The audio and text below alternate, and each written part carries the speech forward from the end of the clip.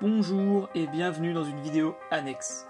Une vidéo où je vais vous présenter les différents Vegapunk. Les présenter, les analyser et spéculer sur l'éventuel traître de l'île parce que je suis convaincu que le traître est un Vegapunk. Vegapunk Stella, aussi connu comme le corps principal, il est l'aspect le plus humain puisqu'il n'est pas un clone, ancien membre des Mads, donc ayant comme connaissance Judge, Caesar Clown, Queen ou Stussy, il connaît aussi Monkey D. Dragon, chef de l'armée révolutionnaire, ainsi que Clover d'Ohara. Il a mangé le fruit du cerveau et est donc l'homme le plus intelligent du monde dans l'univers de One Piece. Le gouvernement mondial lui doit beaucoup sur ses découvertes, dont par exemple les pacifistas, fruits artificiels, capacité de faire manger un fruit du démon en objet, etc. Il a été repéré par les 5 doyens et c'est comme ça qu'il a eu ce poste. Les 6 clones de Vegapunk sont chacun. Lui, il est le bien, calme et posé, il réfléchit de manière logique et bienveillante, il est celui qui semble être le plus important dans l'entièreté de la hiérarchie des Docs. C'est lui qui annonce à Dragon qu'il va mourir, en se référant probablement au Buster Call qui arrive. Lilith est le mal, la première que nous rencontrons, nous lecteurs, mais aussi la plus proche du caractère de Luffy ou Teach, foncé tête baissée, auquel on peut ajouter une intense envie de se battre. Elle est consciente cependant de la valeur des séraphins car elle n'a pas conviction à les confronter, puisqu'elle les redoute. Edison est l'inventivité. Toujours à penser à la création d'inventions, il ne cesse d'inventer comme son caractère l'indique.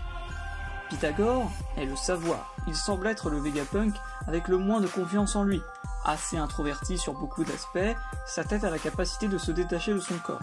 Il semble être aussi celui qui accumule le plus de connaissances. Atlas est la violence. Proportionnelle à sa force, elle est grande, une quinzaine de mètres si on se réfère au dire de Luffy lorsqu'il l'aperçoit. Elle possède donc une puissance de frappe assez impressionnante, même si elle s'est faite battre facilement par Lucci. York est l'envie. Elle dort, mange et digère. Elle semble être la partie de Vegapunk qui se prélasse pour permettre aux autres d'accomplir leurs fonctions. Maintenant, nous allons parler de la hiérarchie des Vegapunk. Comme expliqué, ils forment un tout. Chaque Vegapunk est une partie de lui. Il est donc logique de penser qu'il fonctionne de cette manière. On le voit lorsqu'Edison travaille et demande à York de manger parce qu'il a faim, mais n'a pas le temps. C'est alors que nous aurions Shaka et Lilith qui pèsent les décisions à prendre, le bien et le mal. Exemple avec l'arrivée des chapeaux de paille, d'un côté on les tue et de l'autre non. Edison et Pythagore pour la créativité. Pythagore a le savoir et Edison l'inventivité. Ensemble, ils créent les nouvelles inventions que Vegapunk produit. Atlas et York, l'une dans la capacité de se défendre, elle travaille toujours et est dans l'action, quant à York, elle est l'opposé d'Atlas. Elle ne fait rien à part le repos.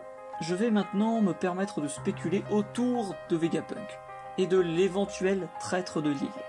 Au chapitre 1077, Shaka s'est fait tuer par le traître de l'île. J'ai expliqué qu'il pouvait s'agir comme d'assassin de Caribou ou éventuellement du séraphin de Flamingo, mais pour ce qui est de la tête pensante de l'opération, il y avait 2 types de candidats, les doyens et les Vegapunk.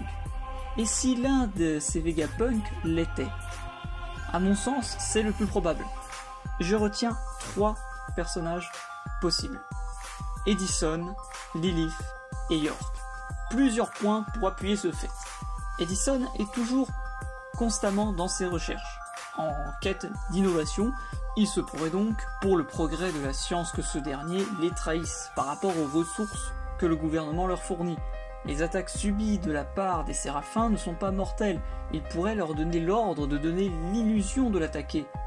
Il y a des hologrammes sur l'île, et Edison n'est jamais en réel état de danger de mort. Lilith, c'est un peu facile, c'est parce qu'elle représente le mal, le côté obscur de Vegapunk. Et à part ça, il n'y a pas réellement d'autres arguments, à part le fait qu'elle est toujours en conflit, mais ça s'arrête vraiment là. Enfin, York, elle est l'envie. Dans la même idée que pour Edison, elle pourrait être dans un désir d'avoir le succès que pour elle. Elle pourrait jalouser les autres Vegapunk et avoir ce sentiment d'égoïsme qui va avec ce qu'elle est. Elle ne fait jamais rien. Elle aurait très bien pu préparer un plan d'action. De plus, un élément important, l'affrontement avec E-Snake. Elle est quand même assez idiote de s'approcher du Séraphin comme ça reste une Vegapunk. De plus, nos héros descendent du pont où ils sont, York n'est plus dans notre champ de vision. Elle pourrait très bien en avoir profité pour s'échapper. Puisque dans l'explosion provoquée par Lisa Snake, on voit pas, peut-être qu'elle l'a justement dépétrifiée.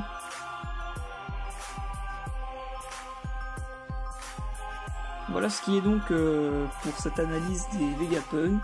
Les spéculations concernant le traître de l'île devraient se confirmer parmi les prochains chapitres. C'est pour ça que je vous propose aujourd'hui cette lecture des Docteurs Vegapunk avant qu'il ne soit trop tard et que je n'ai plus réellement de spéculation à pouvoir proposer.